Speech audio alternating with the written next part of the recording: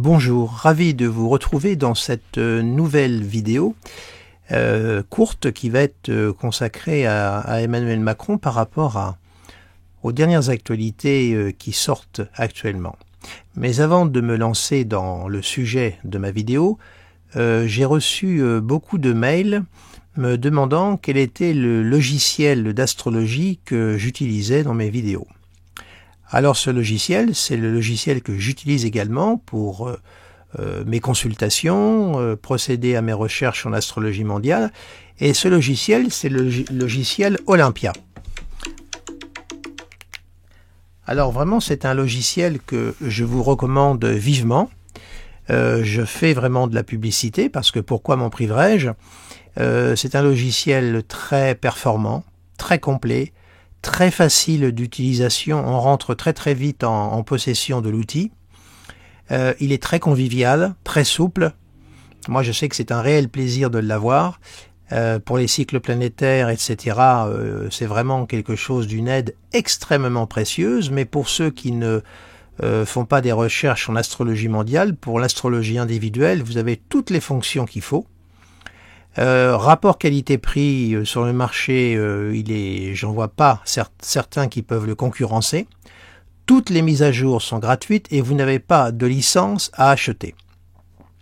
À ceci s'ajoute que son fondateur, monsieur Mathieu Conrad, est, ma foi, à l'esprit très ouvert et extrêmement réactif, c'est-à-dire que si vous avez un problème, vous lui envoyez un mail et il vous répond immédiatement. En plus, il est ouvert à toutes les suggestions. Je sais que depuis que je suis sur ce logiciel, je lui ai demandé de rajouter pas mal de fonctions comme l'indice cyclique, des éléments liés aussi à l'astrologie lunaire, l'astrologie horaire, plus d'autres choses. Bref, il a été très attentif et en plus l'indice cyclique a considérablement évolué vers un indice cyclique individuel qui reste encore, ma foi, sujet à beaucoup de réserves. Mais voilà, donc n'hésitez surtout pas à vous procurer ce logiciel. Vous avez l'adresse qui apparaît sur l'écran, il suffit de vous rendre sur le site, de le commander et pour l'installer, il suffit de faire un clic et il s'installe dans votre système. Voilà, donc le logiciel Olympia créé par Mathieu Conrad. À présent, je vais donc passer à l'objet de mon intervention de ce jour qui va être très courte. Elle est consacrée à monsieur Emmanuel Macron de nouveau, mais j'ai trouvé que ça valait la peine quand même de mettre tout ceci en relief. Donc voici maintenant le thème de monsieur Macron que vous commencez à connaître. Donc voici le thème d'Emmanuel Macron. Alors pour la date d'enregistrement du 1er avril 2022, qui est le jour de la nouvelle lune en bélier, la nouvelle lune s'est faite à 6h24 pour l'heure de Greenwich. Alors si je reviens rapidement sur le thème de monsieur Emmanuel Macron, c'est par rapport à l'actualité toute récente et à propos des affaires, c'est-à-dire l'affaire McKinsey qui vient un petit peu de sortir au grand jour. Alors je vous renvoie à mon avant-dernière vidéo que j'avais consacrée à monsieur Emmanuel Macron, non pas celle intitulée Emmanuel Macron 5e République, mais celle juste avant, dans laquelle je conclus qu'il serait préférable pour lui qu'il ne se représente pas. Et je précisais dans cette même vidéo que le transit de Pluton sur son ascendant pouvait aussi se traduire par des scandales qui pourraient apparaître au grand jour et venir un peu entacher sa personne, et des scandales qui tourneraient autour de questions liées à l'argent, au monde des affaires, autrement dit à ce qu'on appelle la plutocratie, qui est tout à fait du registre de Pluton. Or là, nous voyons actuellement l'affaire McKinsey, qui sort, qui est quand même une affaire assez quand même grave, et également des affaires concernant la déclaration de son patrimoine. Alors, on me rétorquera qu'il n'est pas le seul homme politique à avoir évidemment maquillé son patrimoine, mais reste que pour l'instant, c'est monsieur Emmanuel Macron qui est susceptible d'accéder à la fonction présidentielle, donc il est intéressant tout de même de mettre ça en lumière. Alors, comment est-ce que tout ceci se traduit astrologiquement? Parce que mon propos est astrologique avant tout. Alors, pour vous faire comprendre un peu le déroulement des choses, j'ai envie de revenir à l'ancienne lunaison qui était la précédente pleine lune qui a eu lieu le 18 mars, à la fin du signe de la Vierge. Alors, on va aller tout de suite au 18 mars pour visualiser cette précédente pleine lune. Voilà, donc là nous sommes au 18 mars, comme vous voyez, et nous avons là la pleine lune, vous voyez, opposition Soleil-Lune, comme je vous l'ai déjà expliqué, une pleine lune c'est un alignement Soleil, Terre qui est au centre, et la Lune qui est là. Donc on a une pleine lune, que vous voyez ici, l'opposition, qui formait un carré, vous voyez, la Lune, carré à son Soleil, carré à son Jupiter, et le Soleil qui en faisait de même, donc la pleine lune. Autrement dit, M. Macron a eu une pleine lune qui a fait une dissonance, un carré, à son opposition Soleil-Jupiter, c'est-à-dire les deux astres du pouvoir, les deux astres royaux. Donc cette pleine lune-là avait déjà valeur de révélation, puisque la pleine lune, c'est lorsqu'elle est à son plein et qu'elle reflète la lumière solaire. Donc ça a une valeur d'éclairage, d'éclaircissement, de mise en lumière. Donc déjà, cette pleine lune n'était pas forcément très positive pour M. Macron. Alors maintenant, je reviens aujourd'hui, le 1er avril. Cette vidéo n'est pas un poisson d'avril, vous m'excuserez pour la facilité de mon propos, donc je reviens à aujourd'hui, 1er avril, et nous sommes le jour de la nouvelle lune, qui a eu lieu à 6h24 hors de Greenwich, et elle se fait dans le signe du Bélier. Je vous renvoie à ma vidéo consacrée à cette lunaison. Or, on voit que cette pleine lune, pour M. Macron, se fait pile en conjonction de l'axe des nœuds de son thème, et elle est conjointe au nœud sud, dans l'axe des nœuds et dans l'ordre d'opposition à Pluton, puisque la Lune va continuer son chemin, et quelques heures à venir, elle va être à l'opposition de Pluton. Autrement dit, on a là aussi une pleine lune qui est très révélatrice, puisqu'elle se passe dans la maison 2 de son thème astrologique, c'est-à-dire dans l'axe de 8, qui est un axe qui a à voir avec le monde de l'argent et la finance. Nous voyons aussi que la conjonction Jupiter-Neptune est en formation, angulaire à la pointe de 2, et que Jupiter-Neptune sont les deux maîtres, les deux gouverneurs, les deux maîtres de sa maison 2, et que cette conjonction Jupiter-Neptune se met en dissonance de sa conjonction Soleil-Mercure et ainsi que Vénus. Donc, il y a là un barrage, il y a donc un problème qui relève d'un domaine qui est lié au monde de la finance. Et nous voyons que Pluton, dans son thème, qui est en maison 8, n'est-ce pas, qui part de la maison 8, donc chargé des valeurs de la maison 8, transite actuellement son ascendant. Autrement dit, le monde du secret, de ce qui a été jusqu'à présent gardé secrètement, Pluton, ce n'est pas l'opacité. L'opacité, c'est Neptune. Pluton, c'est le mystère, le secret, le silence. Vous avez entendu parler de l'omerta, la loi du milieu, de la mafia, de la Cosa Nostra. L'omerta, c'est la loi du silence.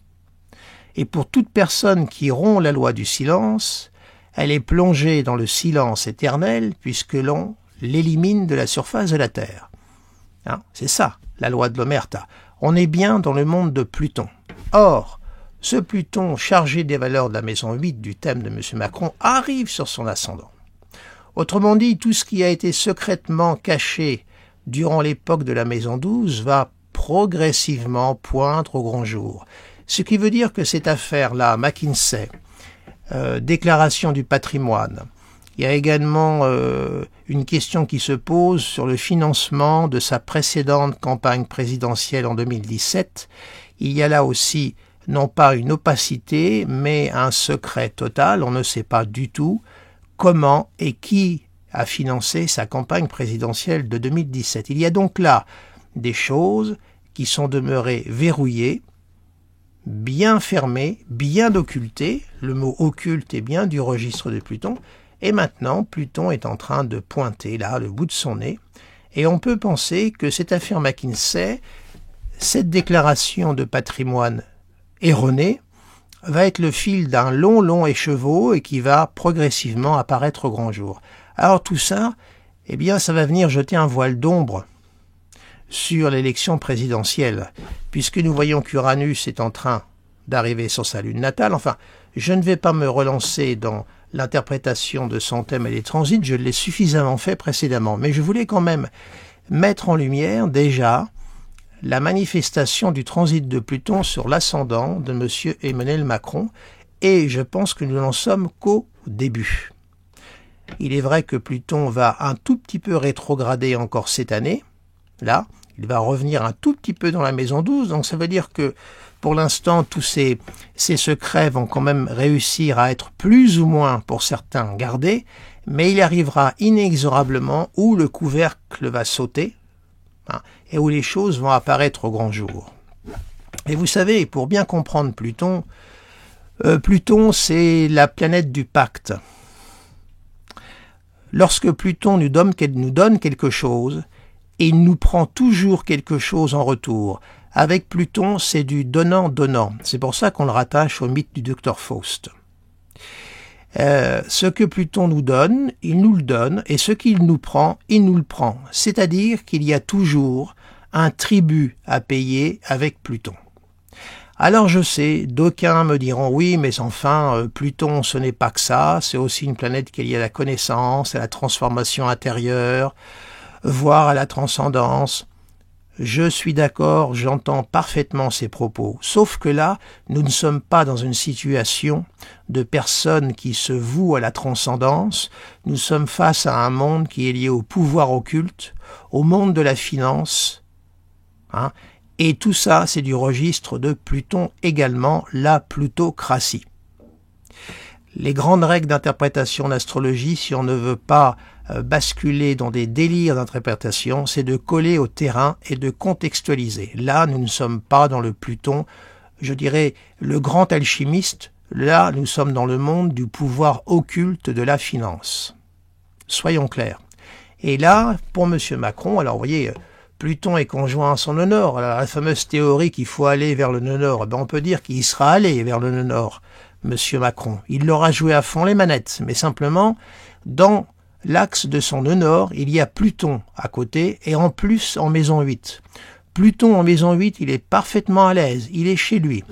Et en plus, on voit que ce Pluton-là est sous la maîtrise de Vénus, laquelle Vénus est actuellement dans son thème natal en Sagittaire, et reçoit la dissonance du tandem Jupiter-Neptune. Autrement dit, il y a là un barrage, donc je pense que cette histoire-là, il va la traîner comme une queue de comète, et nous n'en sommes qu'au début. Donc ceci va venir sérieusement ombrager, je vais pas dire sa campagne présidentielle, parce que bon là d'ici 9 jours nous aurons le résultat du premier tour, nous saurons exactement de quoi il en retourne, mais on voit déjà l'effet de Pluton se manifester. Voilà. Écoutez, je vais interrompre ici cette vidéo parce que je n'ai pas envie de la faire trop longue, puisqu'elle est très ponctuelle, mais je pensais que ça valait la peine quand même de la mettre en lumière sur un plan purement astrologique. Vous voyez, il y a même Mercure, vous voyez, qui se mêle dans cette nouvelle lune. Mercure, c'est la planète du verbe, donc de la transmission, de la révélation. Donc on voit que là, les choses commencent à fuiter. Et puis une nouvelle lune en bélier, c'est la lune qui marque un élan. Le bélier, c'est un signe de feu. N'oublions pas que le soleil y est exalté, donc il est en pleine puissance. Je pense que là, il y a une brèche qui vient de s'opérer, et celle-ci ne va cesser de s'agrandir, et nous n'avons pas fini d'en apprendre. Voilà, sur ce, je vous remercie de votre attention. Pour les nouveaux venus, comme je le dis toujours, n'hésitez pas à vous abonner à ma chaîne YouTube. N'hésitez pas non plus à vous abonner à mon site internet, dont vous verrez l'adresse apparaître en fin de vidéo, parce que je rédige aussi des articles Donc si vous voulez en prendre connaissance, c'est en vous abonnant à la newsletter de mon site. Si vous avez des commentaires à me faire, il y a mon adresse mail en haut. Je voulais vous remercier de votre fidélité et je vous souhaite une agréable journée et je vous dis à très bientôt.